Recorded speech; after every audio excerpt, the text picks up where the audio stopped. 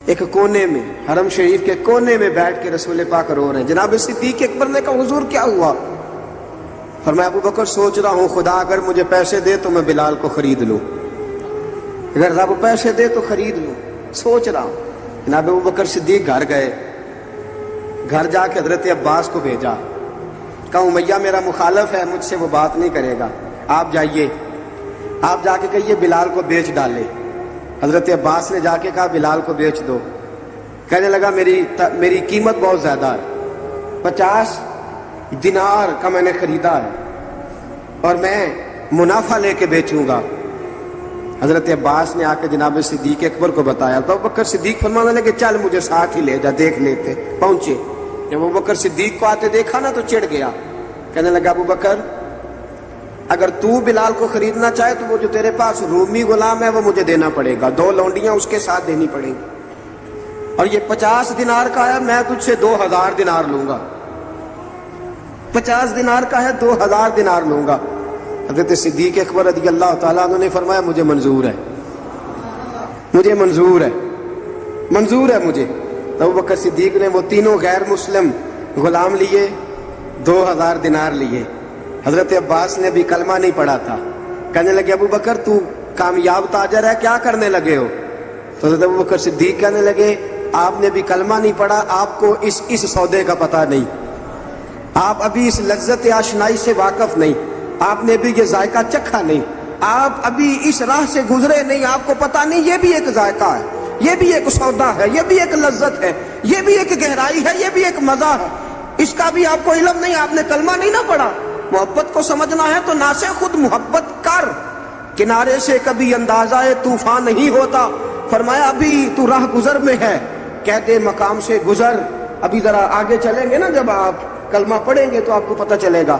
حضرت سیدنا بلال حبشی کو لینے کے لیے صدیق اکبر پہنچے، 2000 دینار، 3 غلام پڑھے لکھے سیانے سمجھدار، جب دیے نا تو امیہ کھل کھلا کے ہنسا، کہنے لگا ابو بکر بڑے گھاٹے کا سودا کیا تو نے، ابو بکر تو نے بڑے گھاٹے کا سودا کیا ہے، یہ پڑھا لکھا مجھے دے کے جا رہا ہے اور یہ ان پڑھ تو لے کے جا رہا ہے، یہ خوبصورت رومی غلام دے کے جا رہا ہے اور یہ حبشی کالے رنگ کا تو لے کے جا رہا ہے، اور 50 دینار کا غلام 2000 دینار میں تو لے کے جا رہا ہے، اتنے گھاٹے کا سودا، اتنی بڑی نادانی۔ حضرت جناب سیدنا صدیق اکبر رضی اللہ تعالیٰ کہنے لگے امیہ تو کافر ہے، لیکن تو نے ابھی بھی پیسے تھوڑے مانگے ہیں، تو نے بلال کا رنگ دیکھا ہے، میں نے مصطفیٰ کے عشق کا رنگ دیکھا ہے۔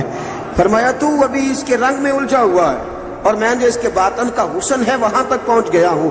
حضرت سیدنا بلال حبشی رضی اللہ تعالیٰ عنہ ساتھ کھڑے، جناب ابو بکر صدیق رضی اللہ تعالیٰ عنہ نے ارشاد فرمایا اگر میں یمن کا حکمران ہوتا، یمن کا بادشاہ ہوتا، اور تو مجھے کہتا کہ بلال میں تب دوں گا جب تو مجھے یمن کی حکمرانی دے گا، فرمایا میں تجھے یمن کی حکمرانی بھی دے دیتا لیکن بلال کو ضرور خرید کے لے جاتا۔ حضرت بلال حبشی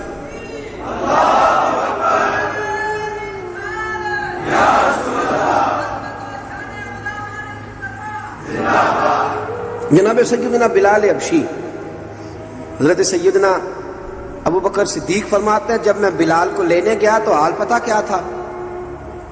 ادھر دیکھیے گا، فرماتے کہ ٹانگیں اوپر کر کے نا جس طرح آدمی رکوع میں بیٹھتا ہے اس طرح کر کے نا ٹانگیں، اور سر پھر زمین کو لگا کے اس طرح سجدے میں آپ جاتے ہیں، لیکن بالکل ٹانگوں کے ساتھ سر رکھ کے۔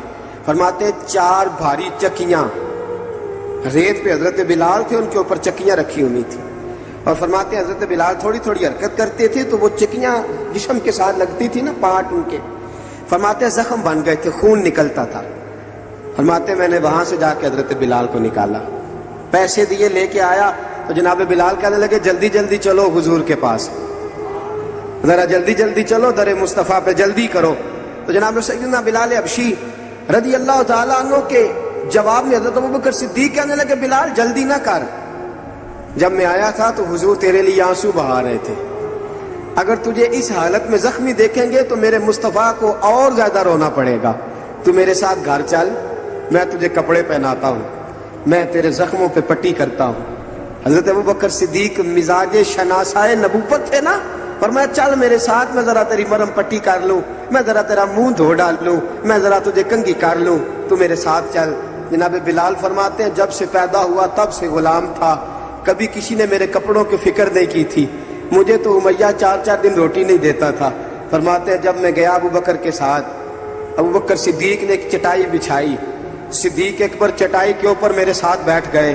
فرماتے ابو بکر نے تیل منگایا، وہ تیل میرے زخموں پہ، ابو بکر صدیق نے وہ تیل میرے سر پہ، میری داڑھی پہ، فرماتے ہیں پھر کنگھا کیا۔ پھر ابو بکر صدیق نے ایک جوڑا منگایا، وہ کپڑے مجھے پہنائے۔ ابو بکر صدیق نے پگڑی منگوائی، وہ پگڑی کھول کے میرے سر پہ بندھوائی۔ فرماتے ہیں ابو بکر نے مجھے تیار کیا، فرمایا تو آج جا رہا ہے در رسالت مآب پہ، در رسالت مآب پہ، آج تو پہنچ رہا ہے حضور کے دروازے پہ، بن کے جوگن مدینے نو جاواں گی میں، جو بیتی نبی نو سناواں گی میں۔ حضرت جناب سیدنا، اور وہ کسی شاعر نے تو بڑی شاندار بات کی، اس نے کہا بڑی امید ہے سرکار قدموں میں بلائیں گے، کرم کی جب نظر ہوگی مدینے ہم بھی جائیں گے، اگر جانا مدینے میں ہوا ہم غم کے ماروں کا، مکینے گنبد خضرا کو حال دل سنائیں گے۔ حضرت بلال حبشی رضی، ان کے دل میں بڑی امنگ تھی آج جاؤں گا در رسالت مآب پہ۔ مولا رومی لکھتے ہیں کہ جناب سیدنا صدیق اکبر نے سجایا سوارا، جناب بلال کے آنسو رکتے ہی نہیں۔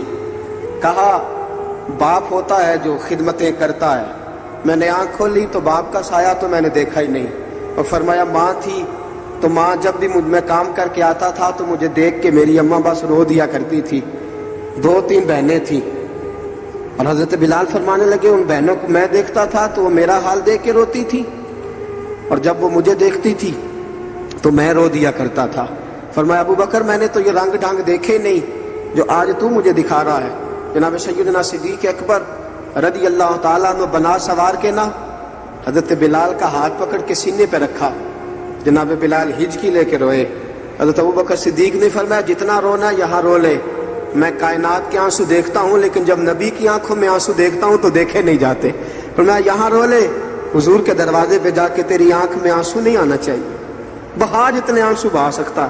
حضرت بلال حبشی بھی روئے، جناب صدیق اکبر بھی روئے۔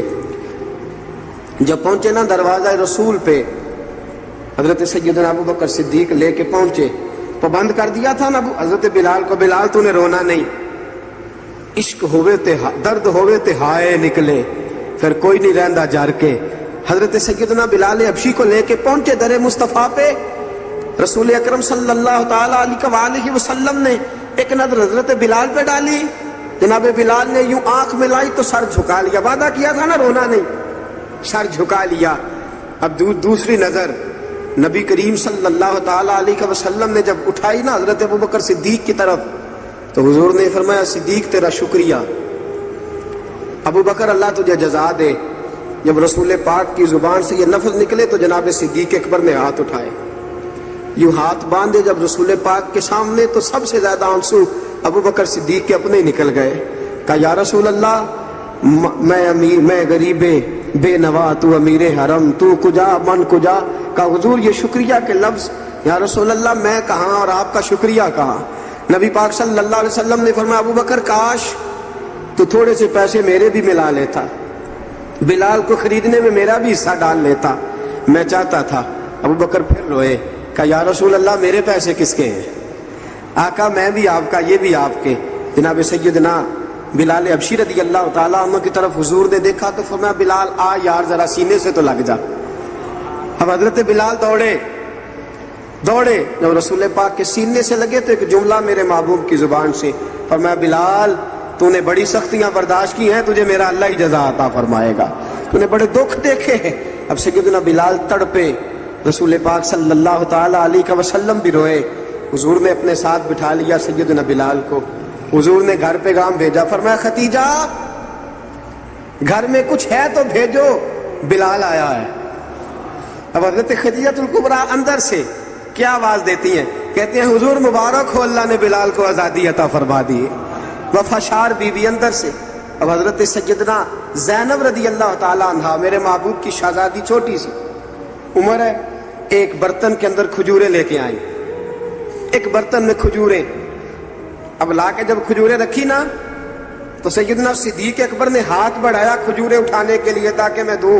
حضور نے فرمایا نہ ابو بکر، بلال پہلے دن آیا ہے، پہلے تو نے جتنی خدمت کرنی تھی تو گھر کر کے آیا، میری باری ہے. حضرت بلال حبشی فرماتے ہیں کائنات میں نے اتنا پیار کبھی دیکھا ہی نہیں تھا. 30 سال سے زیادہ میری عمر تھی، مجھے تو کبھی کسی نے پاس بٹھا کے کھانا کھلایا ہی نہیں. فرماتے رسول پاک سخت سخت کھجوریں سائڈ پہ کرتے، اندر سے نرم کھجور نکالتے، اس کھجور سے تھوڑا سا چھلکا جدا کرتے. فرماتے پھر اس کو توڑتے، اس کے اندر سے وہ گھٹلیاں اتار کے حضور ایک سائڈ پہ کرتے. وہ نرم کھجور رسول جب میری طرف بڑھاتے، حضرت بلال فرماتے ہیں بھوک تو بڑی تھی لیکن آج بھوک ساری بھول گئی تھی. آج مجھے یوں لگتا تھا جیسے میں زمین پہ نہیں عرش کی بلندیوں پہ بیٹھا ہوا ہوں. آج لگتا تھا کائنات کی ساری نعمتیں، ساری رحمتیں، سارا کرم، ساری عطا، سارا فضل، ساری عنایتیں میری جھولی میں گر گئی ہیں. فرماتے ہیں رسول پاک صلی اللہ تعالی علیہ وآلہ وسلم نے مجھے بڑے محبت سے بٹھایا، حضور علیہ السلام نے محبت سے کھلایا، دودھ پلایا. فرماتے بڑا پیار کر کے نا. تو جناب سیدنا صدیق اکبر نے کہا حضور بلال کی ڈیوٹی کیا ہوگی؟ حضور بلال کی ڈیوٹی کیا ہوگی؟ حضرت بلال کہنے لگے حضور میں فارغ رہنے کا تو عادی نہیں، میں تو جفا کش آدمی ہوں، محنت کرنے والا، ڈیوٹی کیا ہوگی؟ رسول پاک نے فرمایا بلال یہ میرا گھر ہے، آج کے بعد میرا نہیں یہ تیرا گھر ہے.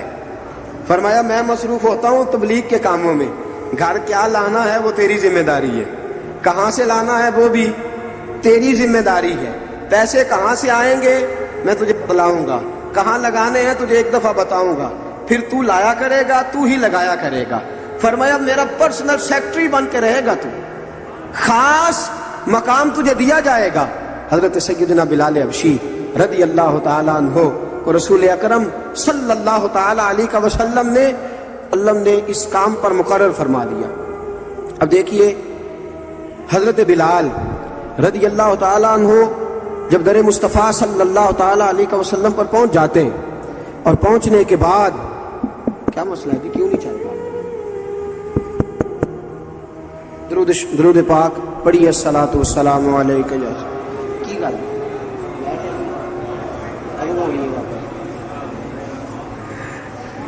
میں یہ گزارش کر رہا تھا کہ حضرت بلال حبشی رضی اللہ تعالیٰ عنہ کو رسول پاک نے یہ ڈیوٹی عطا فرما دی.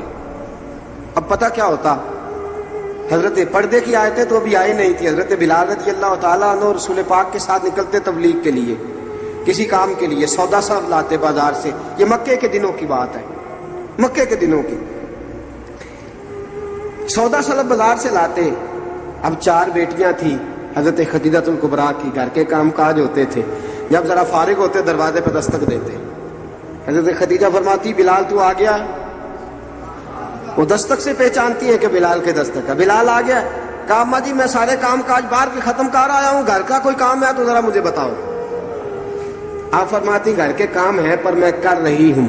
اب حضرت بلال گلنا شروع کرتے. یہ ہے محبت. آج اگر ہم کہیں خادم ہو بھی نہ تو بہانے ڈھونڈتے پھرتے ہیں فارغ ہونے کے. حضرت بلال فرماتے آپ نے چکی پیس لی ہے، گھر میں جھاڑو دے لیا ہے، بچوں کے لیے دودھ آ گیا ہے، بکریوں کا دودھ دھو لیا گیا ہے. ایک ایک کام پوچھتے ہیں. حضرت خدیجہ الکبریٰ فرماتی یہ بھی ہو گیا، یہ بھی ہو گیا، چکی رہ گئی ہے پیسنے والی. فرماتے ذرا دروازہ کھول دو میں پیس ڈالتا ہوں. حضرت بلال گھر کی چکی پیستے، گھر کے کام کاج کرتے. ایک دن نہ دار ارقم میں رسول پاک تھے تو باہر سے کچھ شورش ہوئی. حضرت بلال حبشی کہنے لگے حضور ایک نیزہ نہیں منگوا دیتے مجھے؟ ایک نیزہ. ساری دنیا حضرت بلال کو مؤذن رسول سمجھتی ہے اور ہیں بھی، لیکن حضرت بلال سب سے پہلے نیزہ بردار بھی ہیں. سب سے پہلے نبی پاک کی حفاظت کے لیے نیزہ جس شخص نے اٹھایا، تلوار اٹھانے والے اور ہیں، جان قربان، نیزہ سب سے پہلے حضرت بلال. کہا حضور ایک نیزہ نہیں منگوا دیتے؟ بلال کیا کرنا ہے؟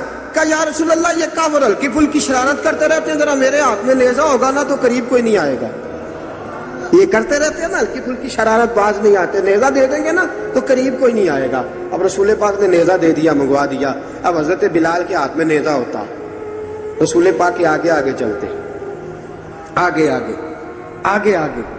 نبی کریم صلی اللہ تعالیٰ علیہ وآلہ وسلم دار ارقم میں جا کے تبلیغ کا کام شروع کرتے تو حضرت بلال دروازے پہ نیزہ لے کے کھڑے ہو جاتے.